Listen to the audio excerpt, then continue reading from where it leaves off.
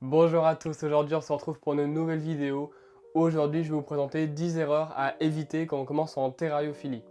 Donc cette vidéo en fait a rejoint la vidéo de la semaine dernière où en fait j'avais fait la même, mais version aquariophilie. Mais aujourd'hui comme je vous ai dit on va parler plutôt reptiles, amphibiens, voire même peut-être invertébrés. Donc c'est pour ça qu'on va voir aujourd'hui les 10 erreurs à éviter en terrariophilie. On a tous été un jour débutants dans le milieu des reptiles, on a tous commis des erreurs. Et moi le premier, donc n'hésitez pas à me dire directement en commentaire quelle erreur avez-vous commis quand vous avez commencé cette passion. Et normalement moi je vous aurais déjà mis aussi mon erreur que j'ai fait quand j'ai commencé. Et n'hésitez pas d'ailleurs en même temps à vous abonner directement à ma chaîne YouTube si ce n'est pas encore fait. Et à lâcher un like pour la vidéo.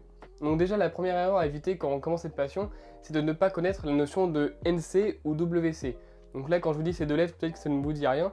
Mais en fait NC ça veut juste dire né en captivité. Et WC c'est World Capture, donc ça veut dire prélevé en nature. Peut-être que quand vous avez commencé la passion des reptiles ou même des animaux en général, vous vous êtes dit que tous les animaux qui étaient disponibles en magasin, dans les boutiques en ligne, sur les bourses, etc., tout était forcément né en captivité.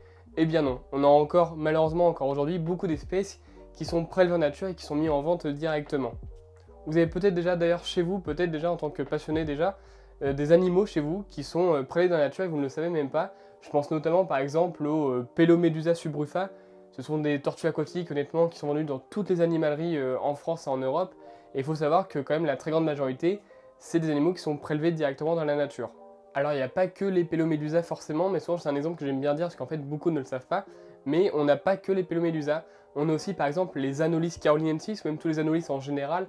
Alors, à part les espèces qui sont vraiment très rares, là, généralement, c'est du nez en captivité. Mais il faut savoir que les anolis, pareil, sont généralement des animaux, dans 90% du temps en animalerie, c'est du prélevé directement en Floride. On a aussi les anolis sagri, pareil, en général, pareil, c'est que du prélevé, etc. Donc voilà. Souvent, parfois, du coup, ces espèces, justement, surprennent un peu les gens, et est-ce qu'ils ne le savent pas, alors qu'ils en ont eux-mêmes chez eux. En fait, parce que ce sont des animaux qui supportent quand même plutôt bien la captivité, étant pourtant des animaux qui sont prélevés en nature. C'est vrai qu'une Pelomedusa, c'est un animal qui est prélevé directement en nature, elle peut faire plusieurs années sans souci en captivité, elle va s'adapter très bien. C'est aussi pareil pour les anolis. Mais je pense que quand on débute, c'est quand même important de savoir si on a quand même un animal entre nos mains qui est né en captivité ou aussi directement capturé en nature. Alors déjà, premièrement, on a le côté éthique, je trouve, et quand même mieux, je trouve personnellement, d'avoir un animal qui est né en captivité. Vous vous dites que ça fait plusieurs générations qu'il est né en captivité, comme par exemple du gécolopard, du pogona, mais aussi par exemple tout ce qui est espèces australiennes, comme les Stropheus taenicoda que je vais avoir juste ici, aussi même différents varans, etc. Enfin bref, il y a quand même beaucoup d'espèces qui sont nées en captivité. Mais malgré ça, on a quand même des animaux qui sont parfois prélevés, et je pense qu'il faut le savoir, donc éthiquement, je pense qu'il faut quand même favoriser des animaux qui sont nés en captivité. Je trouve que c'est mieux. Maintenant, on est en 2023, en plus les lois se durcissent de plus en plus. Je pense qu'à un moment, il faut aussi prendre un moment notre conscience et essayer de faire un effort, même si parfois le nez en captivité est un peu plus cher, et peut-être aussi parfois plus rare. Je pense qu'à un moment, il faut peut-être aussi faire un peu attention, et plutôt privilégier le nez en captivité. Après aussi, l'autre très gros argument, c'est aussi la robustesse et l'adaptabilité de l'espèce, en fait de passer entre du prélevé en nature et directement du nez en captivité. C'est vrai que ça peut être aussi compliqué. Comme j'ai dit, il y a beaucoup d'espèces qui le vivent très bien, ou du moins qui n'ont pas de signes qui montrent qu'ils le vivent mal, mais on va avoir d'autres espèces qui vont très mal le vivre. Et donc on va avoir d'autres espèces qui vont très mal vivre la captivité. Je pense notamment à l'Agama agama, qui est un lézard assez connu, enfin du moins souvent sur les réseaux, parce qu'il a de très belles couleurs avec du bleu, de l'orange, même parfois un peu de rouge, etc. Notamment pour les mâles. C'est vrai que ce sont vraiment des super beaux lézards qu'on va retrouver au Togo, enfin en Afrique subsaharienne. Mais par contre, en effet, ces lézards-là vont extrêmement mal vivre en captivité. Et pour en avoir déjà vu parfois dans certaines boutiques, ce sont souvent des animaux déjà qui sont très maigres, parasités, qui vont avoir généralement le museau, enfin le nez éclaté parce qu'en fait ils s'éclatent le nez contre les parois, contre les vitres. Enfin là pour le coup, on a vraiment des animaux qui vivent très mal la captivité. Donc en plus du côté éthique, on a vraiment le fait de prendre une espèce qui va bien vivre la captivité entre guillemets. Et dernière chose aussi, c'est en termes de maladie. Alors bien évidemment, du nez en captivité peut avoir des parasites, etc. de par le lieu où il était avant. Mais un animal qui est généralement prélevé, généralement vous êtes sûr, à coup sûr, vraiment qu'il est parasité. Que ce soit externe ou interne. C'est sûr. Donc vous allez déjà avoir un rendez-vous au vétérinaire à prendre pour faire déjà un déparasitage soit interne ou externe, ou même directement préventif. Ça déjà c'est sûr. Donc vraiment, comme je vous ai dit, plutôt privilégier le NC que le WC. Imaginez, vous avez que des animaux chez vous qui sont nés en captivité et que vous ramenez un jour un animal qui est prélevé, bah, ça peut contaminer derrière tous vos animaux, etc. Même si bien évidemment, le NC n'est pas forcément un gage de qualité tout le temps, bien évidemment. La deuxième erreur maintenant qui arrive souvent avec les débutants, c'est le fait d'être cantonné à certaines espèces quand on débute. Je m'explique, donc souvent en fait quand quelqu'un veut débuter, cette personne-là va souvent voir une personne qui est du coup déjà dans la passion, donc quelqu'un d'expérimenté, et va lui demander quelle espèce elle pourrait commencer avec les reptiles. Et souvent on lui dit, alors si la personne veut un serpent, ça va tourner autour de la Pantherophis guttatus, du Python agus ou du boa constrictor. Et si la personne veut plutôt un lézard, ça va être Pogona, Gecko-acrète et Gecko-léopard. Donc en gros, on tourne toujours un peu avec le top 10 des reptiles qu'on retrouve tout le temps. Ce qui fait que maintenant, quand on va en bourse aux reptiles, par exemple en France, on a tout le temps les mêmes espèces, parce qu'en fait, la demande fait qu'en fait, maintenant, tous les débutants veulent le boa constrictor, le Python agus, etc., etc., le Gecko-léopard, etc.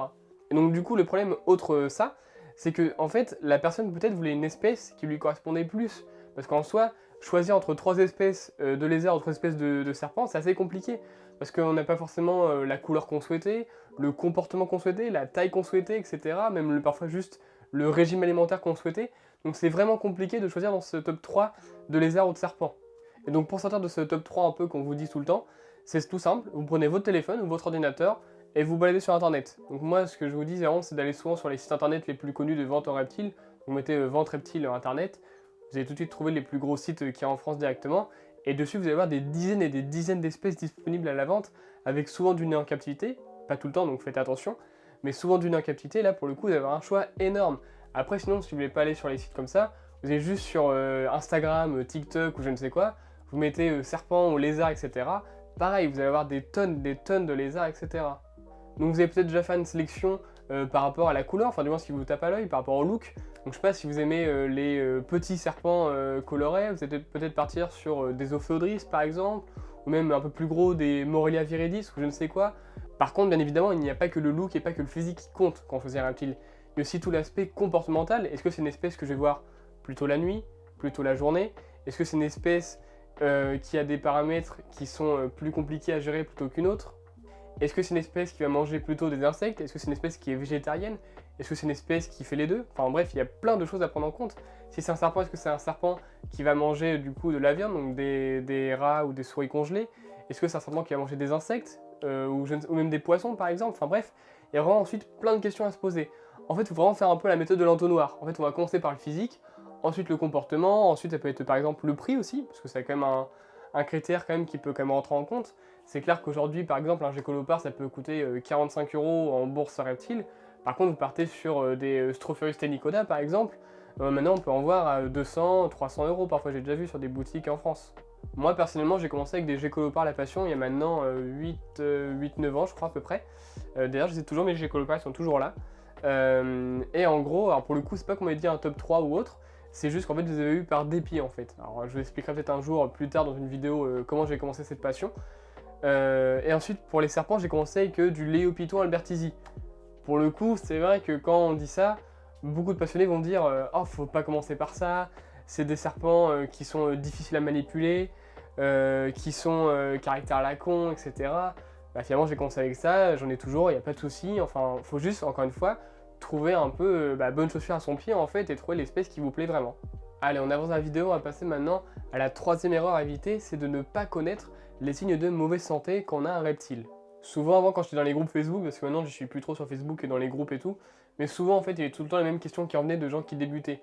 C'est-à-dire j'ai acheté mon Python agus il y a 3 jours, il mange toujours pas. Mon Gecko-léopard a du mal à muer, c'est pourquoi. Bref, toujours les mêmes questions. Et en fait le problème derrière c'est qu'en fait il y a peut-être un manque d'informations. Alors bien évidemment, c'est la première expérience, c'est le premier reptile, c'est normal aussi qu'il y ait des questions. Mais parfois il y a des questions qui sont vraiment très basiques et qui en fait justement manquent un peu d'informations. Quand vous prenez un Rhésus par exemple, il faut savoir que c'est un animal au début qui est quand même assez timide, c'est pas non plus le meilleur des mangeurs, c'est un animal qui va aimer quand même avoir quand même plusieurs cachettes bien confinées, et c'est vrai que si vous commencez avec par exemple des très grosses cachettes où il va pas se sentir confiné dedans, et qu'il n'a pas une bonne température et que vous le manipulez toutes les 30 secondes et qu'il vient juste d'arriver, c'est clair qu'il va peut-être pas manger directement. Il va peut-être manger qu'au bout de 15 jours, peut-être même 3 semaines, un mois peut-être, c'est possible. Hein. Pareil, si vous le nourrissez plutôt la journée ou la nuit, un Python agus ça va plutôt mieux manger la nuit. Pareil, la proie, donc si vous donnez directement du décongelé, un rat ou une souris décongelée, faites-la peut-être chauffer un peu dans l'eau chaude juste avant pour que la proie directement soit un peu tiède, comme ça refait un peu comme une proie vivante.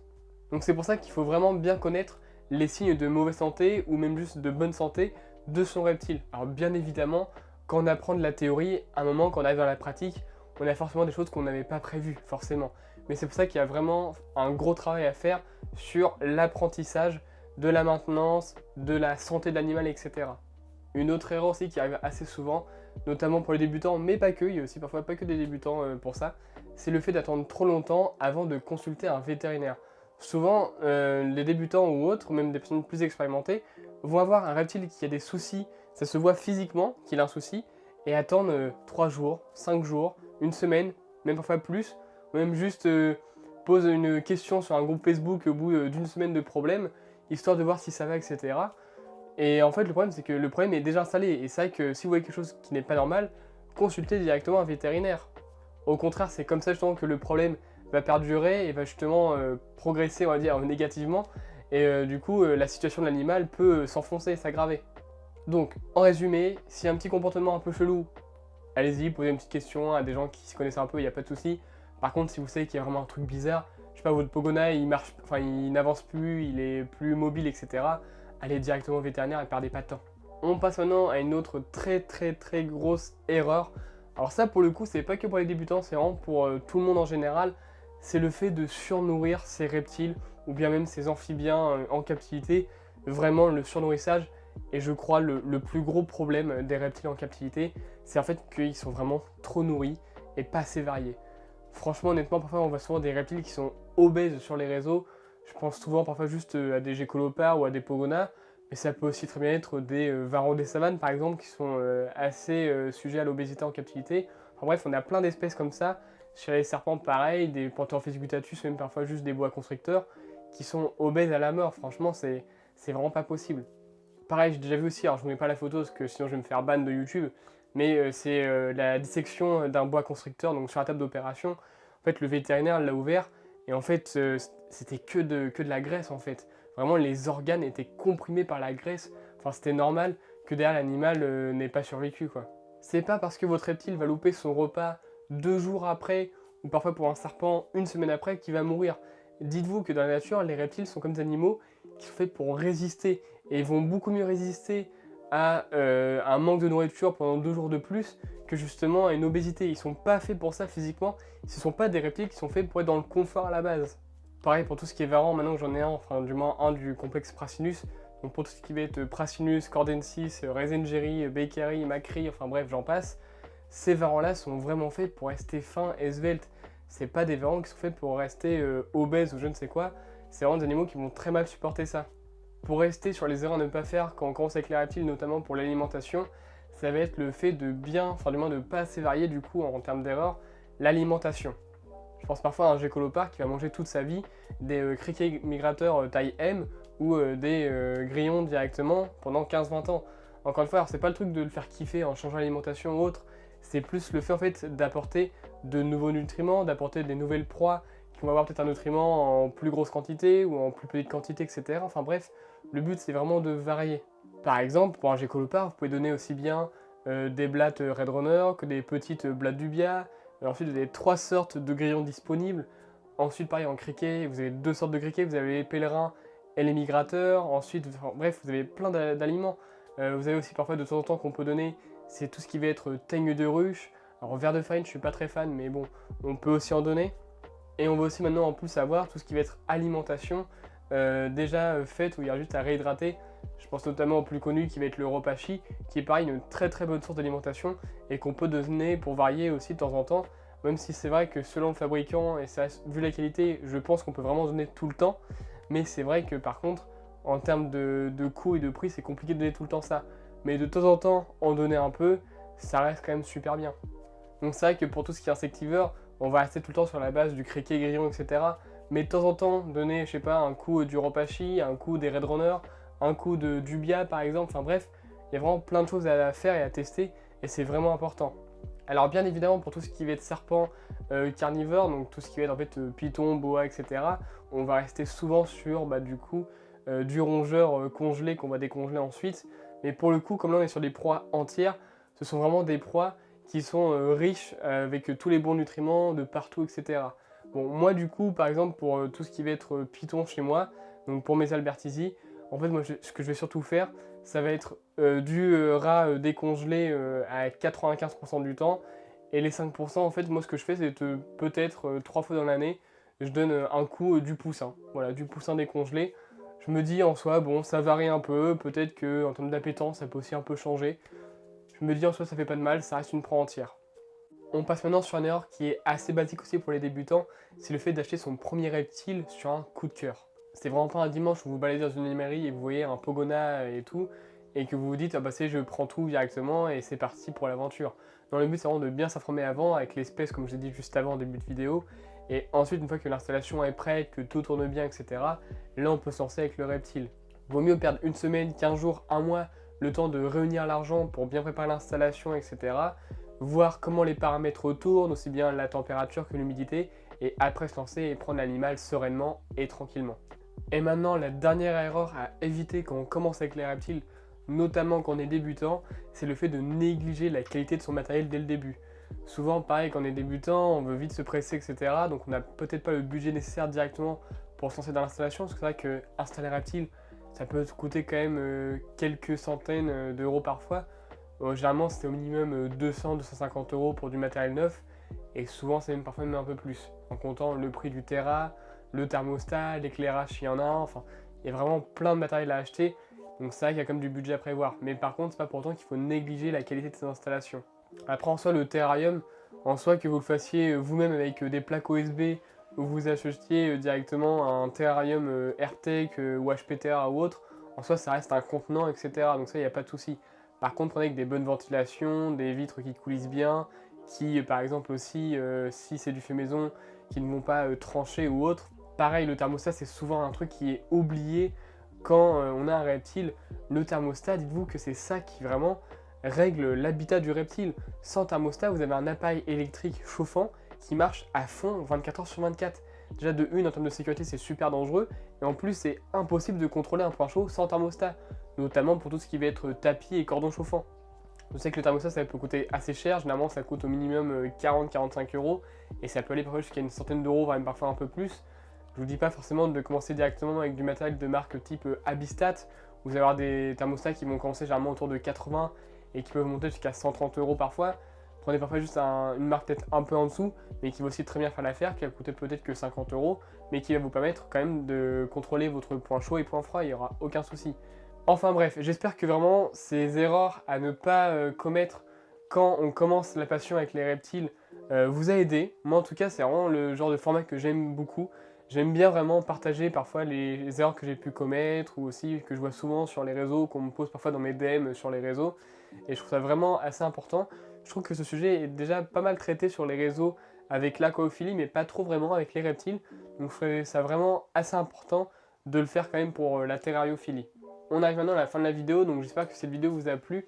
Moi en tout cas j'ai pris beaucoup de plaisir à la tourner, c'est vraiment le genre de format que j'aime beaucoup. Aider les personnes qui débutent ou non en donnant mes petits conseils, mes petits tips, les erreurs à éviter, etc.